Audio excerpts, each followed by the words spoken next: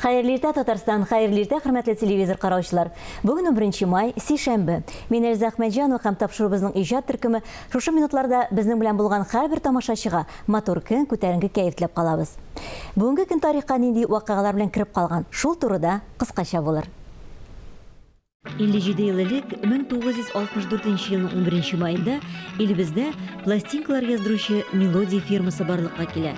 Пластинкалар тыңлау миллионланган Советлар Союзы гражданнары өчен музыка өлкәсендәге яңалыклар белән танышу булса, башкаручылар өчен исә танылу мөмкинлеге була.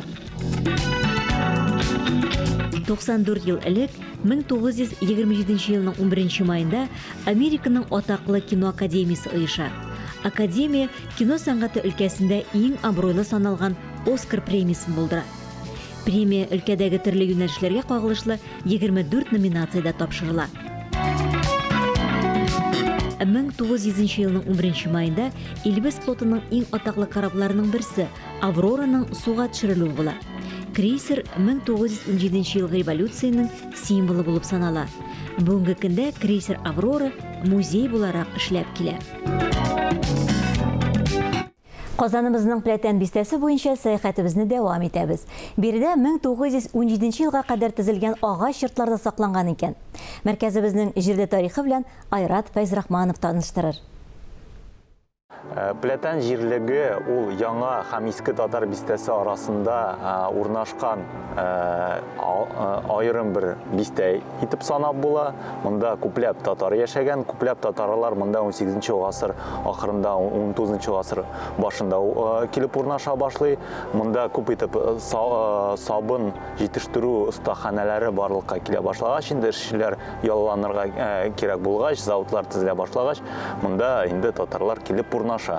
Аныңча хәтле Пләтән җирлеге ул рус атамасыннан плетение атамасыннан барлыкка килгән һәм монда бер рус авылы булып торган. Әмма рус авылының нигезе дә Казан ханлыгы булган авылдан булуы ихтимал.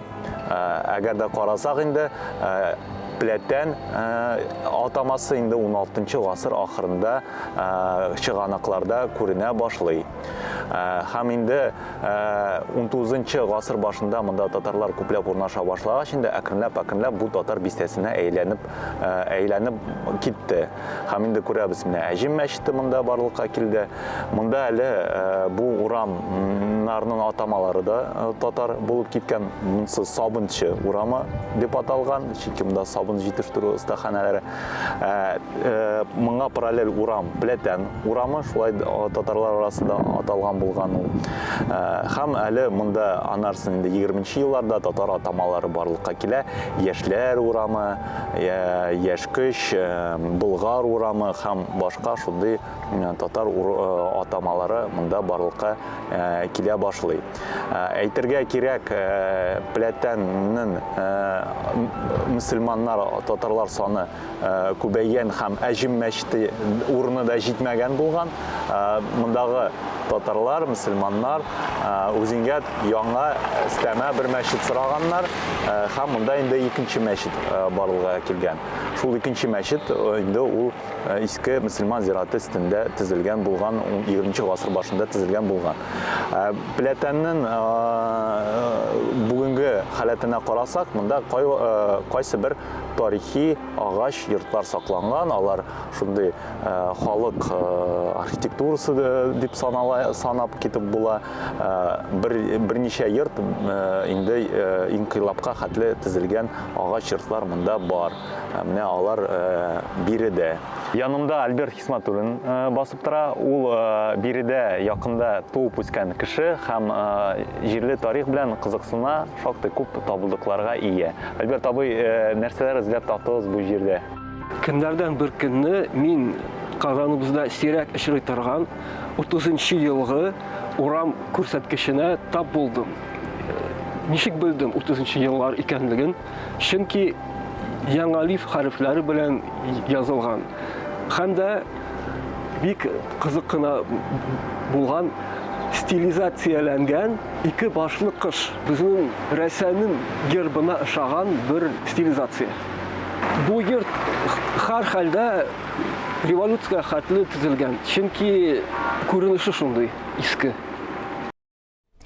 Біз туры эфирда эшлибез. Иртәләрегез хәерле, көннәрегез матур үтсен дигән теләкләрдә калып тапшыруыбызны дәвам итәбез. Танылган татар композиторы Җәүдәт Фәйзи татар филармониясының җитәкләгән вакытта әдәби музыкаль лекторий төзү хыялы белән янып йөри.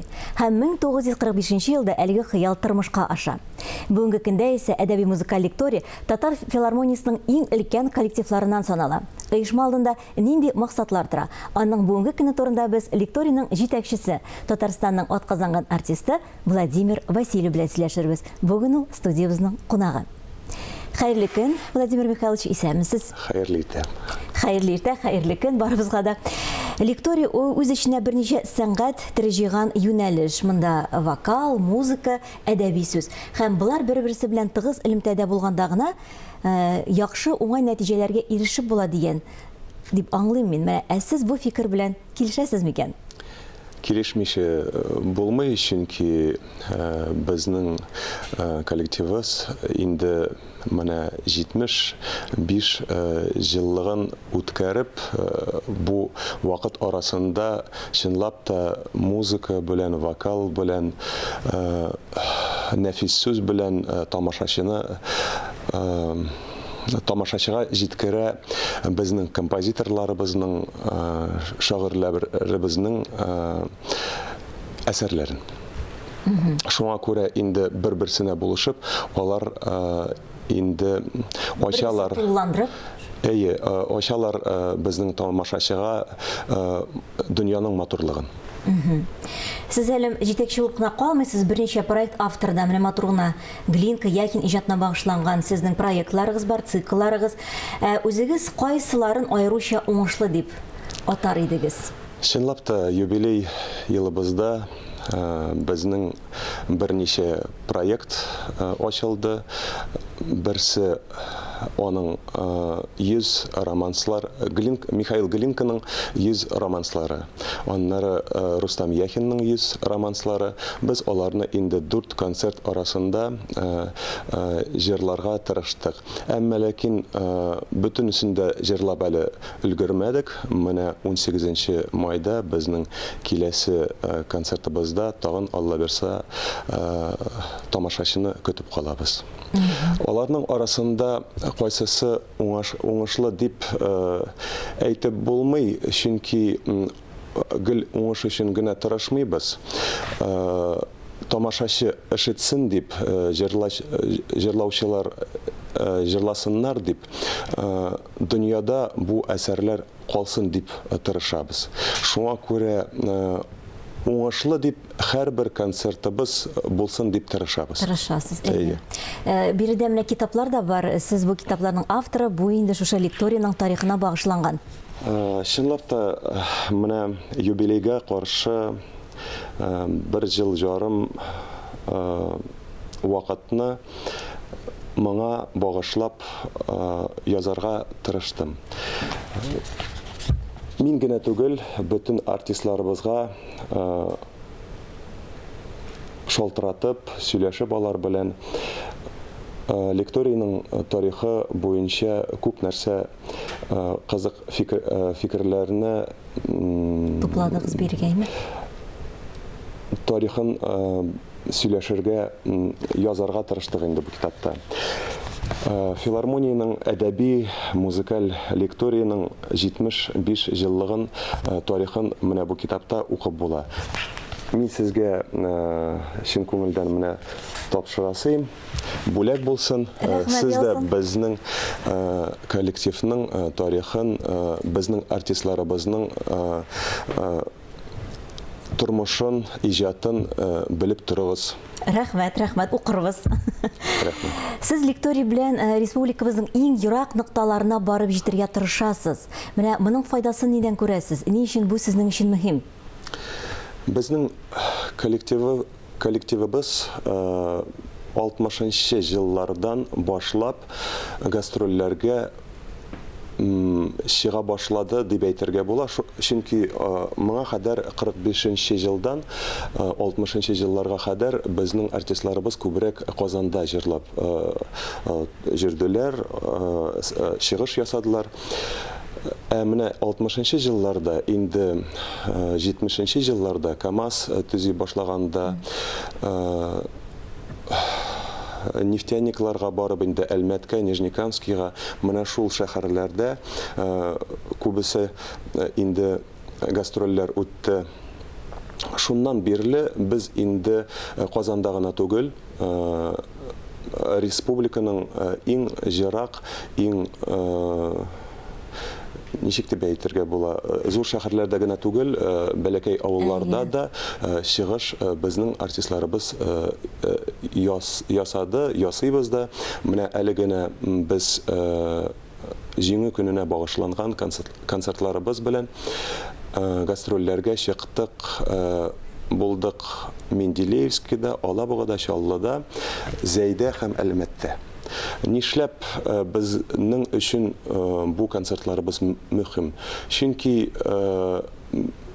безнең иҗатыбыз, композиторларыбызның, шагыйрьләребезнең иҗатыбызны чын тере тавышлар белән Казан тамашачы гына түгел, бөтен республиканың тамашачы ишетергә тиеш дип тырышабыз, уйлыйбыз. Матур эшегезне дәвам итегез. Бүгенге көнегезне, иртәгезне безнең белән башлаганыгыз өчен бик зур рәхмәт сезгә. Тагын очрашырга насыйп булсын безгә. Исән булыгыз.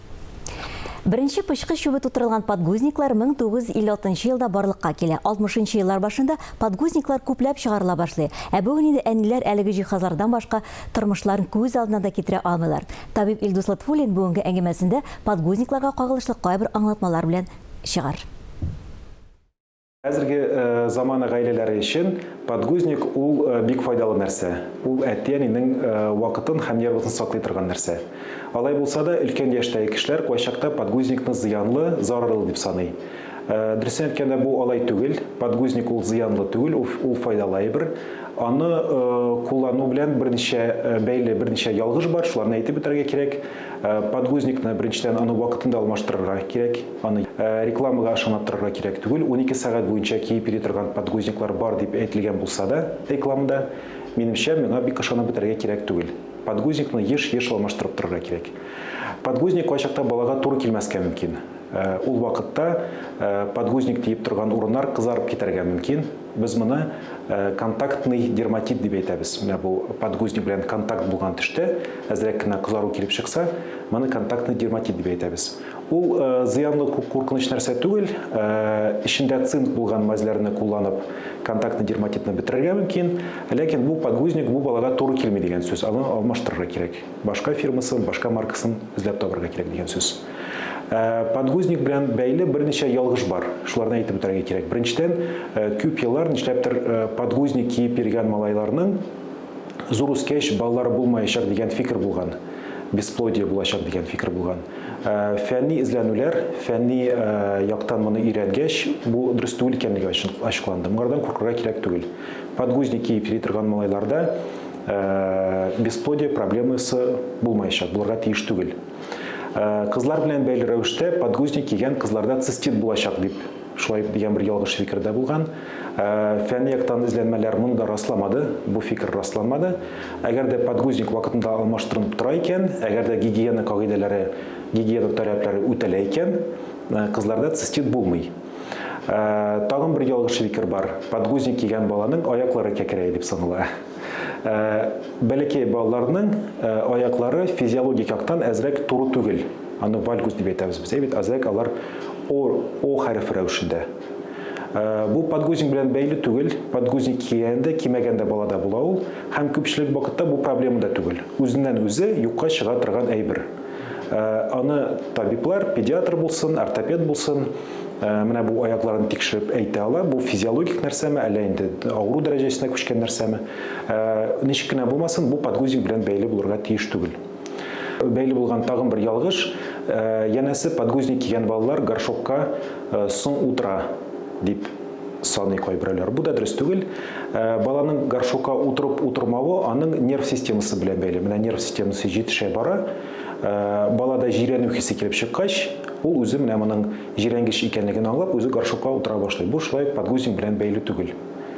Шулай итеп, подгузник куркыра кирәк түгел. Әгәр дә бу подгузник балага туры килә икән, ул баланың тиресенә туры килә икән, ул аның өчен зарарлы түгел.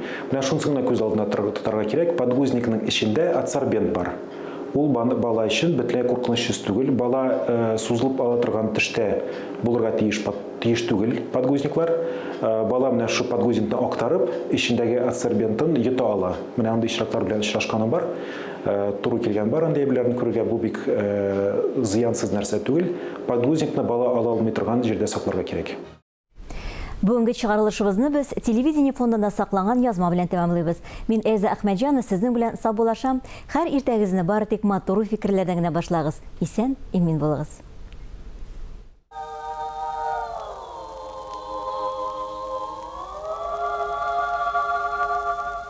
Быстро лодочка плывет, след за нею тает, тает. Я по милому скучаю, я письмо его читаю. Скоро ль, милый, сам придет?